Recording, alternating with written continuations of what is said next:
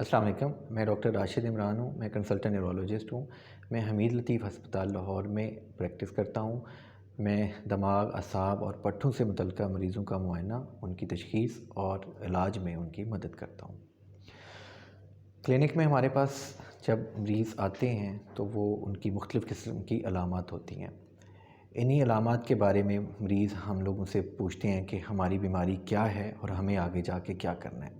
मैंने इंटरनेट पे देखा है कि हमें बीमारियों के बारे में बहुत सारी मालूमात मिल जाती हैं, लेकिन देखा यही गया है कि जो मरीज़ हमारे सवाल पूछ रहे होते हैं, उसके मुताबिक बहुत सारी दफ़ा उनको जवाब नहीं मिलता। तो मेरी इन वीडियोज़ में कोशिश होगी कि मरीज़ की जो अलामात हैं उससे मुतल्लिक़ा जो बातें, जो सवाल एक मरीज़ के ज़हन में हो सकते हैं, मैं उनका अपनी तरफ से भरपूर तरीके से जवाब देने की कोशिश करूं। और अगर फिर भी मेरे कोई ऐसे सवाल आपके जो रह जाते हैं तो आप वो सवाल नीचे कमेंट्स में मुझसे पूछ सकते हैं।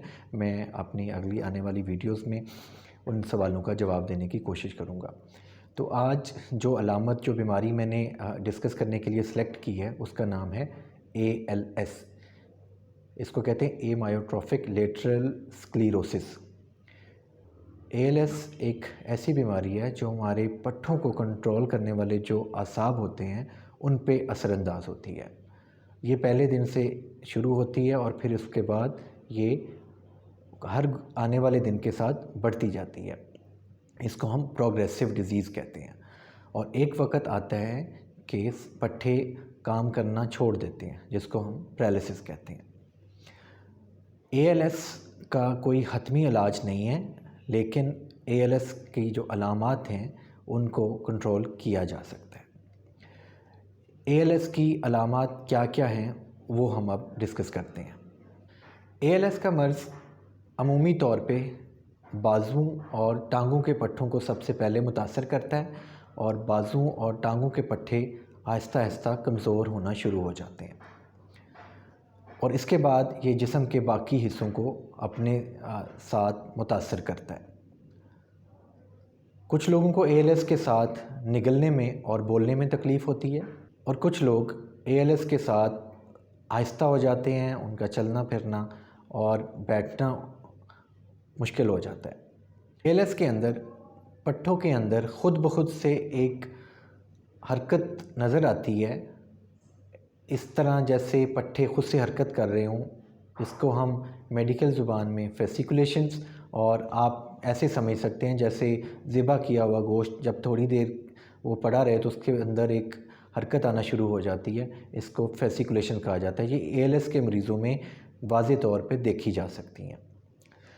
ALS का मर्ज़ जब हाथों और बाजुओं के पट्ठों को इन्वॉल्व करता है तो मरीज़ को मुश्किलात आती हैं बहुत सारे काम करने में।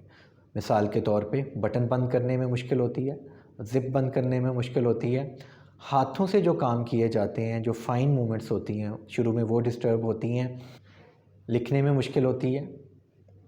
इसी तरह ALS की बीमारी जब टांगों को इन्वॉल्व करती है तो टांगों और पाँव के पट्ठे कमज़ोर होते हैं और इससे चलना मुश्किल हो जाता है। इंसान अपना तवाज़ुन बरकरार नहीं रख सकते। नीचे बैठ के उठने में मसला होता है। इसी तरह सीढ़ियाँ चढ़ने में मसला होता है। अगर ये अलामत होती हैं तो किसी शख्स का चलना मुश्किल होता है। चलते वक्त पाँव का जो आगे वाला हिस्सा होता है उसका ज़मीन से उठना मुश्किल होता है और वो मुतासरा शख्स बार बार गिरते हैं। इसी तरह टांगें भारी होती हैं। अगर ALS की बीमारी चेहरे, गर्दन या सीने के पट्ठों को मुतासर करे तो फिर भी इन पट्ठों की मुताबिकत से कुछ अलामात होती हैं। अगर जबड़े के पट्ठे मुतासर हैं तो खाना चबाने में और निगलने में मसला आता है, उसमें कमज़ोरी होना शुरू हो जाती है और बार बार खाते वक्त, ख़ास तौर पे पानी पीते वक्त खांसी या गोता आना शुरू हो जाता है। अगर ALS गर्दन के पट्ठों को मुतासर करती है तो गर्दन को सीधा करना मुश्किल हो जाता है। मरीज़ अपनी गर्दन ऊपर नहीं उठा सकते और सर को सीधा रखना और सीधा देखना उनके लिए मुश्किल होता है। इसी तरह ALS अगर सांस के पट्ठों को मुतासर करे तो सांस की जो तकलीफ़ है वो बढ़ जाती है। गले के पट्ठों की वजह से آواز میں تبدیلی آتی ہے اور بولنا مشکل ہوتا ہے، اور جب مریض نگل نہیں سکتا تب جو منہ کا لعاب ہے وہ سارا باہر آتا ہے، جس طرح رالیں ٹپکتی ہیں اس طرح وہ سارا پانی، وہ سارا لعاب وہ باہر آتا ہے۔ ALS کے کچھ مریضوں میں دماغ بھی متاثر ہوتا ہے اور وہ بے وقت اور بے موقع ہنسنا، رونا یا عجیب و غریب سی حرکتیں کرنا شروع کر دیتے ہیں۔ ALS کی وجہ سے دماغ پہ کافی اثر ہوتا ہے اور مریض عموماً ڈپریشن میں چلے جاتے ہیں۔ کیا ALS کے لیے کسی ٹیسٹ کی ضرورت ہے؟ جی ہاں، ALS کی تشخیص کے لیے کچھ ٹیسٹوں کی ضرورت ہے، اور کچھ ٹیسٹوں کی ضرورت اس لیے ہے کہ کہیں یہ علامات کسی اور وجہ سے تو نہیں ہو رہی۔ تو ALS کی تشخیص کے لیے جو ٹیسٹ کیا جاتا ہے اس کا نام نرو کنڈکشن اسٹڈی اور الیکٹرو مایوگرافی ہے۔ نرو کنڈکشن اسٹڈی ایک ایسا ٹیسٹ ہے جس میں جو نروز ہیں ان کو کرنٹ کے ذریعے چیک کیا جاتا ہے کہ ان میں کرنٹ ٹھیک طرح سے جا رہا ہے، اور جو EMG ہے، الیکٹرو مایوگرافی ہے، اس میں پٹھوں کے اندر ایک خاص قسم کی سوئی لگا کے چیک کیا جاتا ہے کہ پٹھوں کے اندر جو نروز کا کرنٹ آ رہا ہے کیا وہ ٹھیک طریقے سے پٹھوں تک آ رہا ہے یا اس میں کسی قسم کی کوئی رکاوٹ ہے۔ یہ ٹیسٹ ایک لیبارٹری میں ہوتا ہے جس کو EMG لیب کہتے ہیں۔ یہ مختلف ہاسپٹلز میں موجود ہے اور یہ ٹیسٹ کروایا جا سکتا ہے۔ کچھ ٹیسٹ اس لیے کروائے جاتے ہیں تاکہ پتہ چلایا جا سکے کہ جو علامات ہیں وہ ALS کی وجہ سے ہیں یا کسی اور بیماری کی وجہ سے ہیں۔ تو اس چیز کے لیے MRI اور خون کے دیگر کچھ ٹیسٹ ہوتے ہیں جو کہ کروانے ضروری ہوتے ہیں، اور ان سب سے پہلے ڈاکٹر آپ کا تفصیل سے معائنہ کرتے ہیں اور اس کے بعد وہ آپ کو ٹیسٹ ایڈوائز کرتے ہیں۔ جو اگلا سوال ہم سے پوچھا جاتا ہے کہ کیا ALS کا کوئی علاج ہے، تو میرا اس میں جواب یہ ہے کہ ALS پہ مختلف دوائیاں مختلف اوقات میں ٹرائی کی جاتی رہی ہیں، اور ان میں سے 2 دوائیاں FDA اپرووڈ ہیں۔ مطلب یہ ہے کہ یہ ایسی دوائیاں ہیں جو ALS کے مریضوں کو سانس کی دشواری تک کی کیفیت میں پہنچنے سے روکتی ہیں یا اس کی پروگریشن کو سلو کرتی ہیں۔ یہ ان میں سے ایک دوائی کھانے کی ہے اور ایک انجیکشن ہوتا ہے جو مریض کو ALS کی بیماری کی تشخیص کے بعد 6 مہینے کے لیے مہینے کے کچھ مخصوص دنوں میں لگایا جاتا ہے، اور پھر دیکھا جاتا ہے کہ کیا اس بیماری کی پروگریشن اور اس کا بڑھاؤ رکا ہے یا نہیں۔ اگر رک جائے تو پھر اس سائیکل کو جاری رکھا جاتا ہے۔ اس کے علاوہ ALS کے ساتھ جو دوسری پیچیدگیاں ہوتی ہیں اس کے لیے بھی بہت ساری چیزیں کی جا سکتی ہیں۔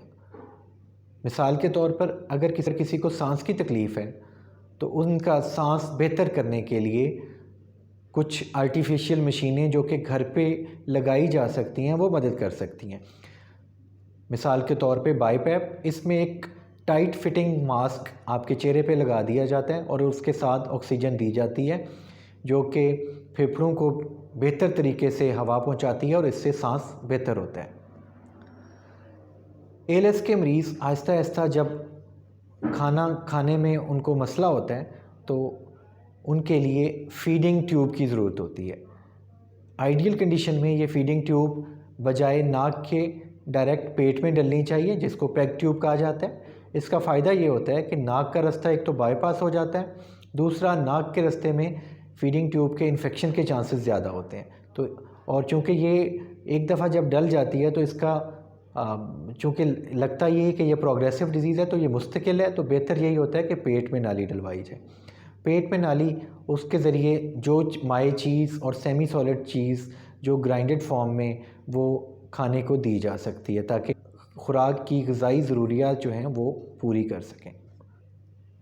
اسی طرح چونکہ ALS میں چلنے کا بھی مسئلہ ہوتا ہے تو شروع میں اسٹک یا واکنگ ایڈ وہ بھی مریض کی مدد کر سکتی ہے چلنے میں۔ اور اگر کسی کو ساتھ میں بولنے کا مسئلہ ہے تو اب کچھ کمپیوٹر ایسے آ گئے ہیں جو مریض کی آنکھوں کی حرکت اور ہاتھوں کے اشارے کو سمجھتے ہوئے اس کی بات کو ٹرانسلیٹ کرتے ہیں اور جو مریض کہنا چاہتا ہے اس کو وہ بولتے ہیں۔ تو یہ گیجٹس ہم امید کرتے ہیں کہ انشاءاللہ چند ہی سالوں میں یہ ہمارے یہاں اویلیبل ہو جائیں۔